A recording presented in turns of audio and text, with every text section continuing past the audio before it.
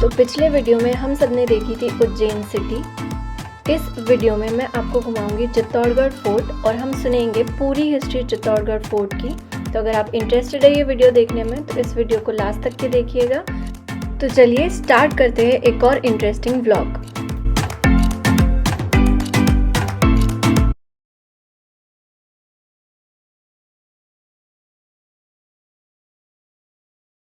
ये वाला जो रूम है इसका प्राइस है 3000 रुपये पर नाइट।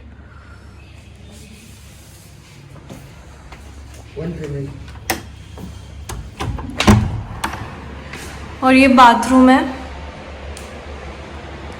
काफी क्लीन है।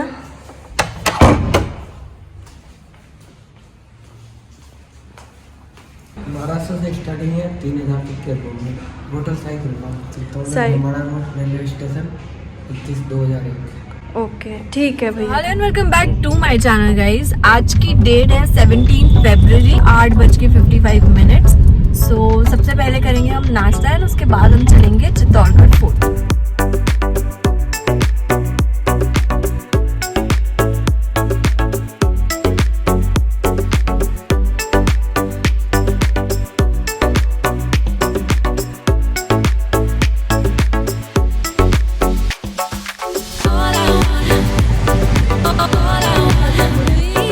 तो गाइस इस जगह का नाम है होटल विनायक और काफ़ी साफ सुथरा और टेस्टी खाना था यहाँ का। हम लोग का हो गया है ब्रेकफास्ट एंड अब हम लोग निकल रहे हैं चित्तौड़गढ़ फोर्ट के लिए। तो बस आपको फोर्ट दिखाती हूँ।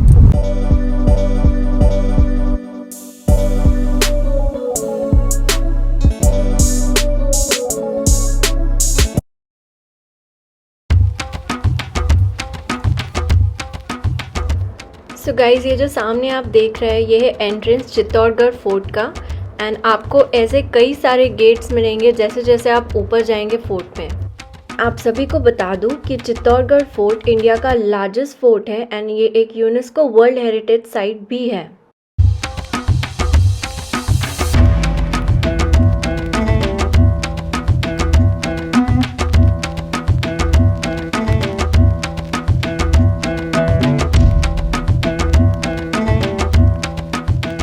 इस फोर्ट में टोटल 7 गेट है जिन्हें पोल कहा जाता है और इनके नाम हैं भैरव पोल, हनुमान पोल, जोरला पोल, गणेश पोल, राम पोल, लक्ष्मण पोल और पदन पोल। फाइनली हम लोग पहुंच गए चित्तौड़गढ़ फोर्ट और यहाँ पे पर पर्सन जो टिकट है वो 40 रुपीज़ है एंड कार पार्किंग की टिकट इज 35 रुपीज़।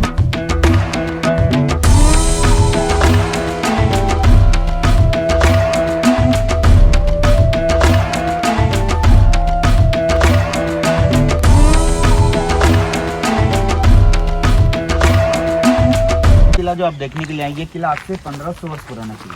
तो इस किले पे जो सर्वप्रथम राजा है जिन्होंने इस किले का बुनियाद डाला, आपने चंद्रगुप्त मौर्य का नाम सुना होगा। उन्हीं के वंशज से आए थे सर्वप्रथम चित्रांगदा मौर्य। तो उन्हीं के नाम से आप चित्तौड़गढ़ देखने के जिस मकसद से मुस्लिम बादशाह इस किले पे हमले के मकसद उनके पूरे नहीं हुए तो गुस्से में सारे महल सारे मंदिरों की मूर्ति कला डैमेज कर दी। तो पूरे गढ़पुर में जितने महल आप देखें हर महल टूटे हुए, जितने मंदिर के मूर्ति देखें हर मूर्ति टूटा हुआ। किसी का कहावत है कि देखने को खंडर सुनने को इतिहास और ले जाने के लिए भूमि की पवित्र मिट्टी। क्योंकि यहाँ के राजपूत ने अपने शीश कटाए, बहु बेटियों ने अपने आप को जिंदा आग में जला के जरूरत की, कभी भी अधीनता स्वीकार नहीं की। हर मंदिर का मूर्ति सदा टूटा हुआ, गणपति का मूर्ति। तो इस किले के ऊपर में 2 राज्यों के मुस्लिम बादशाह ने साथ मिलकर इस किले पे हमला किया था। अहमदाबाद के अहमद शाह अब्दाली, मध्य प्रदेश के महमूद खिलजी, तो महाराणा कुंभा महाराणा प्रताप के परदादा महाराणा कुंभा ने दोनों को युद्ध में एक साथ में हराया। उसकी विजय की याद में उसको बनाया विजय स्तंभ। 122 टावर का हाइट है और 157 पायरी इसके ऊपर चढ़ने के लिए बना है। 9 मंजिल का बना हुआ टावर है 9 घरों के आधार पर। ये सामने में जितना भी जो खुला हुआ जो बगीचा बना हुआ गार्डन बना हुआ इसको बोलते हैं जोहर स्थल। ये ब्लैक बोर्ड उसी का लगा हुआ। तो इस किले पे जो 3 हमले हुए मुस्लिम बादशाहों के, तीनों हमले के समय यहाँ की माता और बहनों ने अपनी इज्जत आबरू बचाने के लिए अपने आप को जिंदा आग में जला के जोहर की। यहाँ पे तो पहले में भाव यहाँ पे 35-40 फुट का गहरा खड्डा था। पूरे गड्ढे में अग्नि जलाई और सामने वाली बाउंड्री वार से रांधे थे।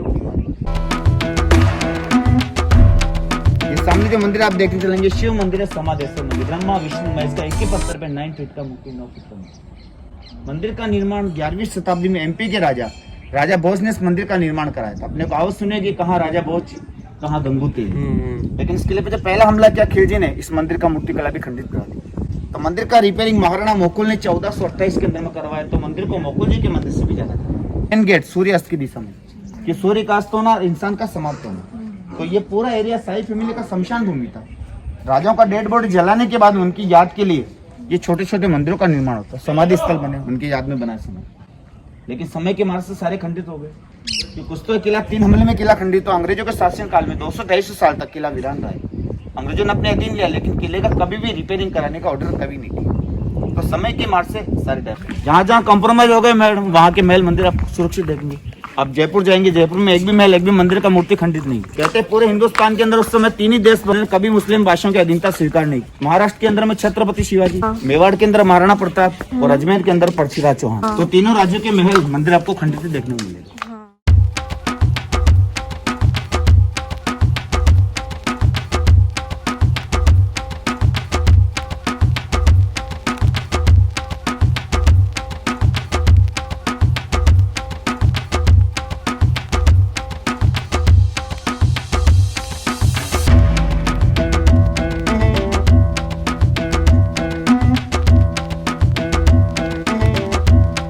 गढ़ के ऊपर में इससे 84 वाटर टैंक है। क्योंकि गढ़ के ऊपर में जितने भी महल मंदिर जो बनाए गए हैं सारा पत्थर इसी गढ़ का यूज किया।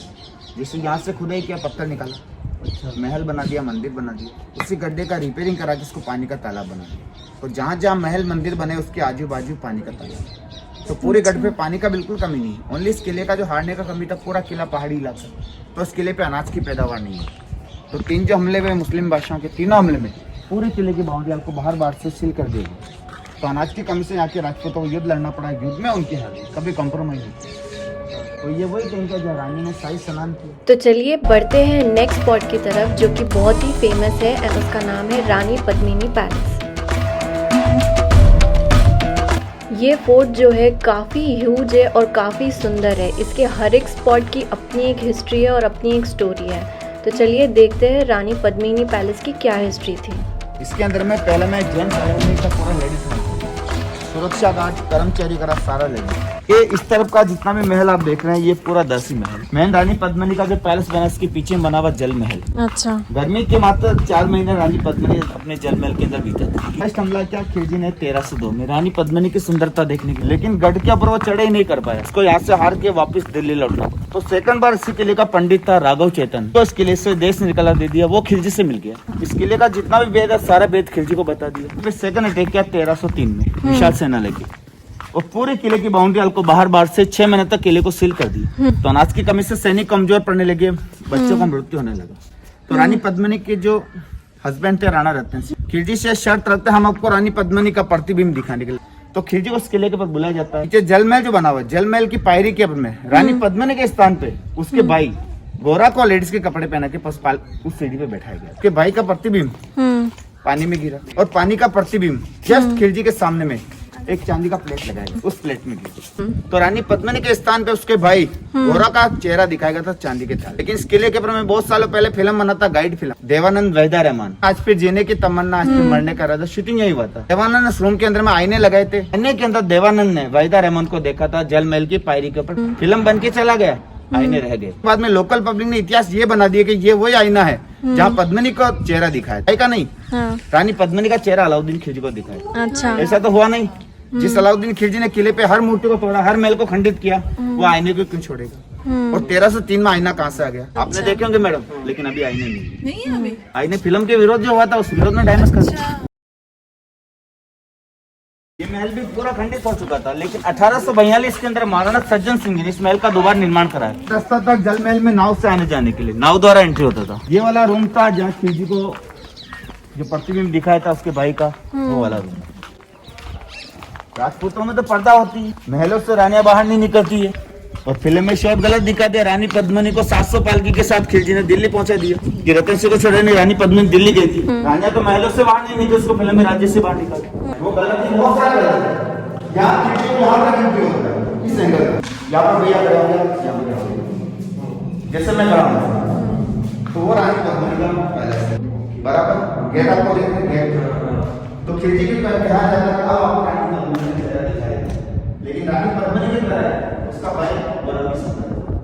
तो खिड़की को यहीं से न्यूटन किया जाता है, इस एंगल दोनों पीछे में सीधा होकर खड़ा है।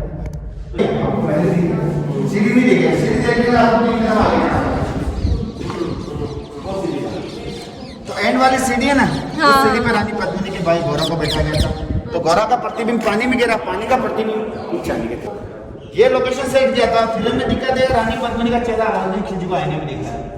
रानी पद्मिनी का जो जौहर हुआ था उस टाइम में रानी ने शाही स्नान किया, 16 श्रृंगार किया, शिव की पूजा की, अपने अपने पतियों से आशीर्वाद लिया, अपने आप को जिंदा आग में जलाने के लिए रानियां कूद पड़ी। उसके बाद में राजपूतों ने किले के सातों गेट खोल दिए, मरो या मारो। रानी ने पहले जौहर किया, उसके बाद में राजपूत लोग जंग के मैदान में। मैंने इस किले के 4 दीवार से बाहर ही नहीं निकली थी। रानी पद्मिनी के स्थान पे उसके भाई को बैठाया था इस कपड़े पहना के। 700 साल की दिल्ली रतन सिंह को दिल्ली बंदी बना के लेके ही नहीं गया था। यहाँ से 3 या 4 किलोमीटर पहाड़ी के पीछे में बंदी बना के, दिल्ली यहाँ से 600 किलोमीटर है, वहां से छुड़ा के लाना पॉसिबल ही नहीं है।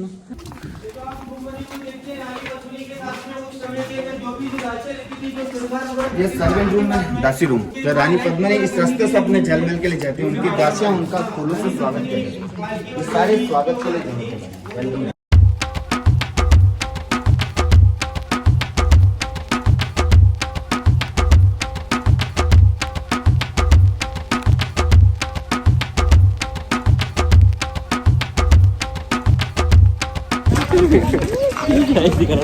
हम लोगों ने ऑलमोस्ट सारा फोर्ट घूम लिया है, काफ़ी सुंदर है एंड बहुत अच्छा लगा यहाँ की हिस्ट्री जानकर, एक्चुअल हिस्ट्री जानकर। कहा जाता है कि समर में रानी पद्मिनी यहाँ रुकती थी फॉर 4 months।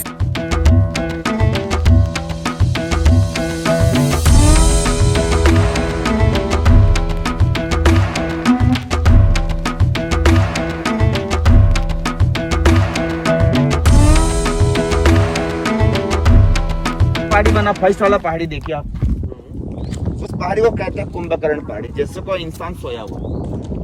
पहली वाली पहाड़ी का शेप देखिए। इस वाली पहाड़ी के पीछे में अलाउद्दीन खिलजी ने अपनी छावनी का पड़ाव डाला था। रानी पद्मिनी का चेहरा दिखाने के बाद राणा रतन सिंह अलाउद्दीन खिलजी को मान सम्मान के साथ किले के अंतिम गेट के छोड़ने के लिए गए।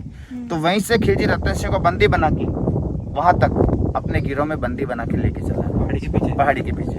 और वहां से पद्मिनी को संदेशा भिजवाया जाता, अगर तुम अपने हस्बैंड की सलामती चाहती हो तुम हमारे पास आ जाओ। तो रानी जितनी सुंदर थी उतनी चालाक थी। रानी संदेशा भिजवाती मैं आपके पास आने के लिए तैयार हूँ, लेकिन मेरी 2 शर्तें हैं। मैं एक तो अकेले नहीं आऊंगी, मेरे साथ 700 दासी हो जाएगी।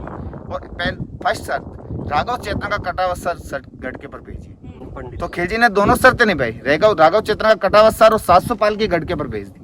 रानी पद्मिनी ने हर पालकी में दासी के स्थान पे वीर योद्धा सैनिक को बैठाया, और मेन जो पालकी थी रानी पद्मिनी, उसमें अपने भाई गौरा को लेडीज के कपड़े पहना के पालकी के अंदर बैठाया गया। पालकी यहाँ से रवाना होकर खिलजी के खेमे के बाहर पालकी पहुंचती है।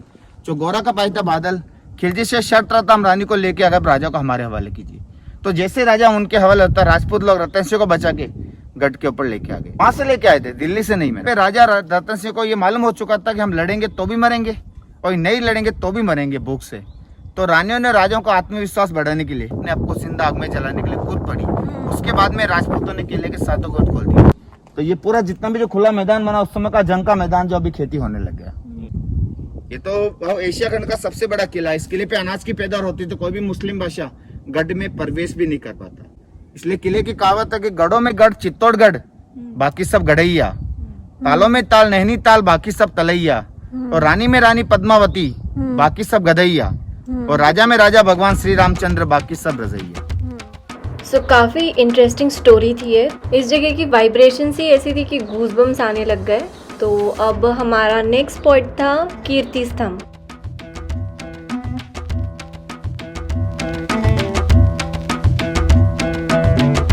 जो आप टावर देखेंगे जैन स्तंभ, कीर्ति स्तंभ। जो राजाओं के जो केशर खजांची जो थे वो जैन समुदाय मंदिर जैन स्तंभों का निर्माण किया। तो इस टावर का हाइट है 75 फीट हाइट है और 64 सीढ़ी चढ़ने के लिए बना है। 7 मंजिल का बना हुआ टावर 12वीं शताब्दी। इसी को देखने के बाद इसके 200 साल बाद महाराणा कुंभा ने विजय स्तंभ बनाया। इसके बाजू में जो मंदिर है जैन आदिनाथ दिगंबर मंदिर। मुस्लिमों का जो मेन जो मकसद था, जहाँ हिंदू धर्म में ध्वज और कलश लगता है, उस वाले हिस्से को संदर्भित। इसके भी शिखर को तोड़ा, बाद में प्लेन पत्थर लगा। सामने जो व्हाइट जो पैलेस बना 1884 में इसका नींव डाला गया था, 1930 में कंप्लीट हुआ। ब्रिटिश के रहने के लिए गेस्ट था। तो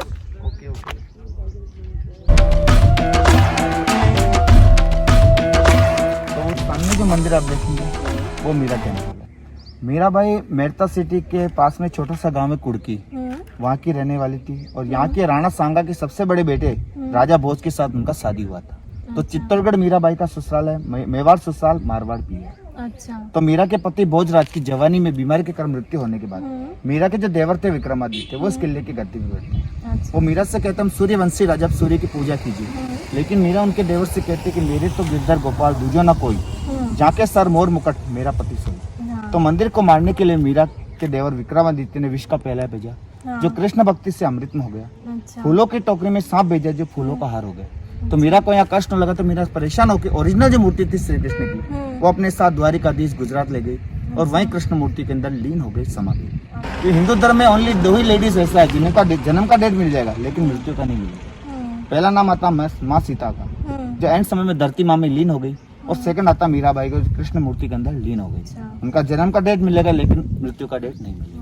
और ये जो रानी पद्मिनी थी और मीराबाई, इनका मतलब टाइम समय अलग अलग है। मीरा का जो पद्मिनी का इतिहास 1303, वो पहले का था। और मीराबाई का 15वीं शताब्दी, 200 साल का डिफरेंस है बीच में। ये बाद में मीराबाई बाद में। सो इस जगह की हिस्ट्री काफ़ी इंटरेस्टिंग है, तो मैं रिकमेंड करूँगी कि जब भी आप ये फोर्ट देखने आ रहे हैं एक गाइड के साथ ज़रूर आइएगा। सो गाइस, फाइनली हम लोगों ने देख लिया है चित्तौड़गढ़ फोर्ट। काफ़ी सुंदर फोर्ट था, काफ़ी बड़ा फोर्ट था। हमारे पास टाइम कम था थोड़ा, इसलिए हम ज़्यादा नहीं देख पाए। वही हमने मेन स्पॉट कवर किए चित्तौड़गढ़ फोर्ट के, बट जितना भी कवर किया हमने, मुझे बहुत पसंद आया वो फोर्ट। वहाँ के मॉन्यूमेंट्स जो है वो भी काफ़ी सुंदर है, काफ़ी ह्यूज है, एंड टेम्पल्स भी काफ़ी सारे हैं अंदर। सो ओवरऑल मतलब जब मैं उस फोर्ट के अंदर गई, मुझे ऐसा बिल्कुल भी नहीं लग रहा था मैं किसी फोर्ट में हूँ। ऐसा लग रहा था वो कोई एक अपने आप में ही एक सिटी है छोटी सी। आई विल डेफिनेटली रेकमेंड, अगर आप चित्तौड़गढ़ आते हैं तो ये वाला फोर्ट आप टोटली कवर कीजिएगा। एंड हम अभी जा रहे हैं जयपुर। तो अभी बज रहा है कुछ 12:30। यहाँ से जयपुर दिखा रहा है कुछ 5.5 घंटे दूर। तो देखते हैं हम कितने बजे तक जयपुर पहुँचते हैं।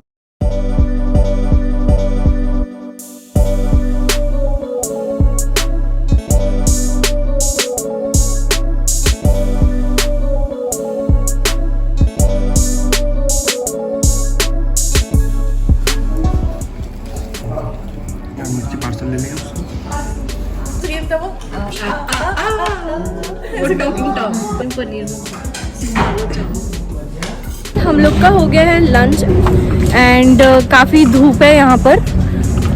सो यस, बस अभी निकलते हैं जयपुर के लिए।